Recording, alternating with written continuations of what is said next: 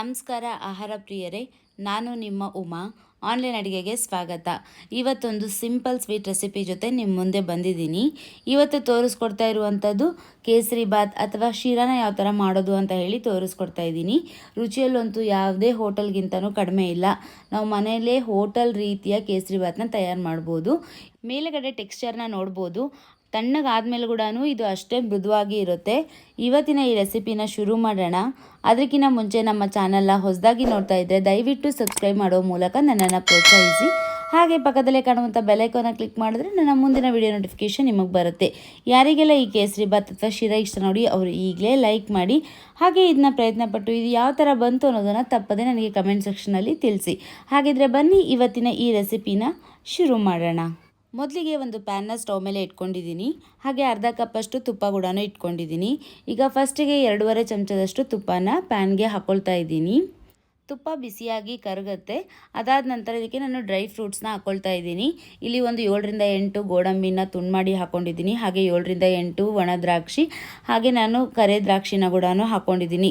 ನಿಮ್ಮ ಹತ್ರ ಯಾವ್ದು ಇರುತ್ತೋ ನೋಡಿ ಅದನ್ನು ಹಾಕ್ಕೊಂಡು ಮಾಡ್ಕೊಳ್ಬೋದು. ಇದನ್ನು ಚೆನ್ನಾಗಿ ಕೆಂಪಗಾಗೋವರೆಗೂ ಡ್ರೈ ಫ್ರೂಟ್ಸ್ನ ಹುರ್ಕೊಳ್ಬೇಕಾಗತ್ತೆ. ಇಲ್ಲಿ ನಿಮಗೆ ತುಪ್ಪ ಇಷ್ಟ ಇಲ್ಲ ಅಂದರೆ ತುಪ್ಪದ ಬದಲಾಗಿ ನೀವು ಎಣ್ಣೆಯಲ್ಲಿ ಕೂಡ ಕೇಸರಿ ಬಾತ್ನ ತಯಾರು ಮಾಡ್ಕೊಳ್ಬೋದು. ಆದರೆ ತುಪ್ಪದಲ್ಲಿ ಮಾಡುವಂಥ ರುಚಿನೇ ಬೇರೆ.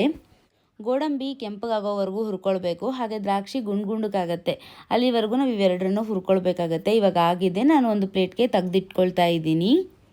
ಇದೆಲ್ಲ ಲೋ ಫ್ಲೇಮಲ್ಲೇ ಇಟ್ಕೊಂಡು ಹುರ್ಕೊಳ್ಬೇಕಾಗತ್ತೆ. ಇದಾದ ನಂತರ ಇದೇ ತುಪ್ಪಕ್ಕೆ 2 ಲವಂಗನ ಹಾಕ್ಕೊಳ್ತಾ ಇದ್ದೀನಿ. ಹಾಗೆ 1 ಕಪ್ಪಷ್ಟು ರವೆನ ಹಾಕ್ಕೊಳ್ತಾ ಇದ್ದೀನಿ. ನಾನಿಲ್ಲಿ ಉಪಯೋಗಿಸಿರೋಂಥದ್ದು ಬಾಂಬೆ ರವೆ ಅಥವಾ ಮೀಡಿಯಮ್ ರವೆ ಅಂತಾರಲ್ಲ, ಆ ರವೆನ ಹಾಕ್ಕೊಂಡು ಕೇಸರಿ ಬಾತ್ನ ಮಾಡ್ಕೊಳ್ತಾ ಇದ್ದೀನಿ. ನೀವು ಬೇಕಾದರೆ ಇದೇ ರವೆನ ಉಪಯೋಗಿಸ್ಕೊಳ್ಬೋದು, ಇಲ್ಲಾಂತಂದರೆ ಚಿರೋಟಿ ರವೆ ಹಾಕ್ಕೊಂಡು ಕೂಡ ಮಾಡ್ಕೊಳ್ಬೋದು. ಮೀಡಿಯಮ್ ಫ್ಲೇಮಲ್ಲಿ ಇಟ್ಕೊಂಡು ರವೆನ ಚೆನ್ನಾಗಿ ಹುರ್ಕೊಳ್ಬೇಕಾಗತ್ತೆ. ಆಗಲೇ ನಿಮಗೆ ಘಮ ಬರುತ್ತೆ. ಅಲ್ಲಿವರೆಗೂ ನಾವು ರವೆನ ಹುರ್ಕೊಳ್ಬೇಕು. ಹಾಗೆ ಲವಂಗ ಹಾಕಿರೋದ್ರಿಂದ ಕೇಸರಿ ಬಾತಿಗೆ ಒಂದು ಎಕ್ಸ್ಟ್ರಾ ಫ್ಲೇವರೇ ಬರುತ್ತೆ. ತಕ್ಷಣಕ್ಕೆ ಸಿಹಿ ತಿನ್ನಬೇಕು ಅಂತ ಅನಿಸಿದಾಗ ನೆನಪಾಗೋದೇ ಈ ಕೇಸರಿ ಬಾತು. ಹಾಗೆ ಒಂದು ಇಡೀರಾಗಿ ಸ್ವೀಟ್ ತಯಾರು ಮಾಡಬೇಕು, ಯಾರಾದರೂ ನೆಂಟರು ಬರ್ತಾರೆ ಅಂತ ಅಂದಾಗ ನಾವು ಇದನ್ನ ಈಸಿಯಾಗಿ ಮಾಡ್ಕೊಳ್ಬೋದು. ರವೆನ ಚೆನ್ನಾಗಿ 7ರಿಂದ 8 ನಿಮಿಷದವರೆಗೂ ಹುರ್ಕೊಳ್ಬೇಕಾಗತ್ತೆ. ನೋಡಿ ಇವಾಗ ಇದಾಗಿದೆ. ಇದನ್ನು ನಾನೊಂದು ಪ್ಲೇಟಲ್ಲಿ ತೆಗೆದಿಡ್ತೀನಿ. ಇದಾದ ನಂತರ ಮತ್ತೆ ಅದೇ ಪ್ಯಾನ್ನ ಸ್ಟವ್ ಮೇಲೆ ಇಟ್ಕೊಂಡಿದ್ದೀನಿ. ಅದಕ್ಕೆ ಈಗ ನಾನು 3 ಕಪ್ಪಷ್ಟು ನೀರನ್ನು ಹಾಕ್ಕೊಳ್ತಾ ಇದ್ದೀನಿ. ಯಾವ ಕಪ್ಪಿನಲ್ಲಿ ನಾವು ರವೆನ ತೊಗೊಂಡಿದ್ವಿ ನೋಡಿ, ಅದೇ ಕಪ್ಪಿನ ಅಳತೆಯಲ್ಲಿ 3ರಷ್ಟು ನೀರನ್ನು ಹಾಕ್ಕೊಳ್ಬೇಕು. 1:3 ರೇಷಿಯೋದಲ್ಲಿ ಕೇಸರಿ ಬಾತ್ನ ರೆಡಿ ಮಾಡ್ಕೊಳ್ಬೇಕಾಗತ್ತೆ. ಈಗ ನೋಡಿ ನೀರು ಕುದಿಯೋದಕ್ಕೆ ಆರಂಭ ಆಗಿದೆ. ನೀರು ಚೆನ್ನಾಗಿ ಕುದಿಬೇಕು. ನಂತರ ಕೇಸರಿ ಫುಡ್ ಕಲರ್ನ ಹಾಕ್ಕೊಳ್ತಾ ಇದ್ದೀನಿ. ಇದು ಆಪ್ಷನಲ್ಲು, ನಿಮ್ಗೆ ಇಷ್ಟ ಆಯ್ತಂದರೆ ಹಾಕ್ಕೊಳ್ಬೋದು, ಇಲ್ಲಾಂತಂದರೆ ಸ್ಕಿಪ್ ಮಾಡಿ ಮಾಡ್ಕೊಳ್ಬೋದು. ಮನೆಯಲ್ಲೇ ಮಾಡ್ತಾಯಿದ್ದೀರಿ ಅಂತಂದರೆ ಹಾಗೇ ಮಾಡ್ಕೊಳ್ಬೋದು. ನಂತರ ಸ್ವಲ್ಪ ಕೇಸರಿ ದಳಗಳನ್ನ ಹಾಕ್ಕೊಳ್ತಾ ಇದ್ದೀನಿ. ಇದು ನಿಮ್ಮ ಹತ್ರ ಇದೆ ಅಂದೇ ಹಾಕ್ಕೊಳ್ಳಿ, ಇಲ್ಲ ಅಂತಂದರೆ ಇಲ್ಲ. ಇದರಿಂದ ಟೇಸ್ಟ್ ಏನೂ ಡಿಫರ್ ಆಗೋದಿಲ್ಲ. ಈಗ ಇದು ಕುದೀತಾ ಇದೆ ಅಲ್ವಾ, ಇದರ ಸ್ಟವ್ನ ಮೀಡಿಯಮ್ ಫ್ಲೇಮ್ ಮಾಡ್ಕೊಂಡ್ಬಿಟ್ಟು ಈಗ ಹುರಿದಿರೋ ಅಂಥ ರವೆನ ಹಾಕ್ಕೊಳ್ತಾ ಇದ್ದೀನಿ. ರವೆನ ಹಾಕ್ಕೊಳ್ತಾನೆ ಹಾಗೆ ತಿರುಗಿಸ್ತಾನೆ ಇರಬೇಕು. ಏನಾದರೂ ಕೈ ಬಿಟ್ಟರೆ ಗಂಟು ಕಟ್ಟುವಂಥ ಚಾನ್ಸಸ್ ಇರುತ್ತೆ.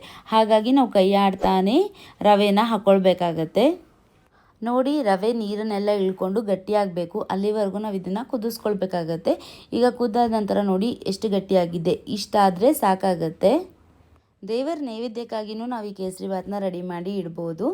ಇದಾದ ನಂತರ ಇದಕ್ಕೆ ನಾನು ಸಕ್ಕರೆನ ಹಾಕ್ಕೊಳ್ತಾ ಇದ್ದೀನಿ. ಯಾವ ಕಪ್ಪಿನ ಅಳತೆಯಲ್ಲಿ ರವೆನ ತೊಗೊಂಡಿದ್ದೆ ನೋಡಿ, ಅದೇ ಕಪ್ಪಿನ ಅಳತೆಯಲ್ಲಿ 1/4 ಸಕ್ಕರೆನ ಹಾಕ್ಕೊಳ್ತಾ ಇದ್ದೀನಿ.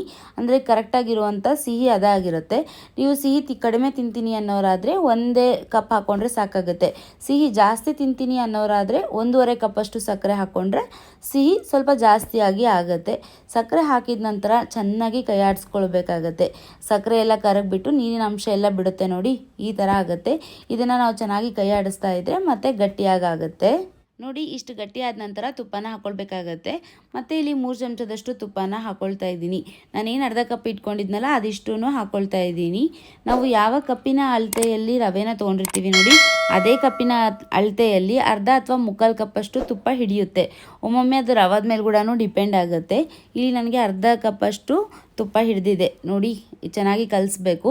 ಕೇಸರಿ ಬಾತ್ ಎಲ್ಲ ಒಂದೇ ಕಡೆ ಎದ್ದು ಬರುತ್ತೆ. ನಮ್ಗೆ ಆವಾಗ ಅದು ಕರೆಕ್ಟಾಗಿ ಹದ ಬಂದಿದೆ ಅಂತ ಹೇಳಿ ಗೊತ್ತಾಗುತ್ತೆ.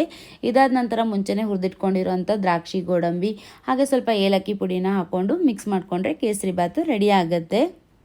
ತುಪ್ಪದ ಬದಲು ಎಣ್ಣೆ ಕೂಡ ಉಪಯೋಗಿಸ್ಕೊಂಡು ಮಾಡ್ಕೊಳ್ಬೋದು.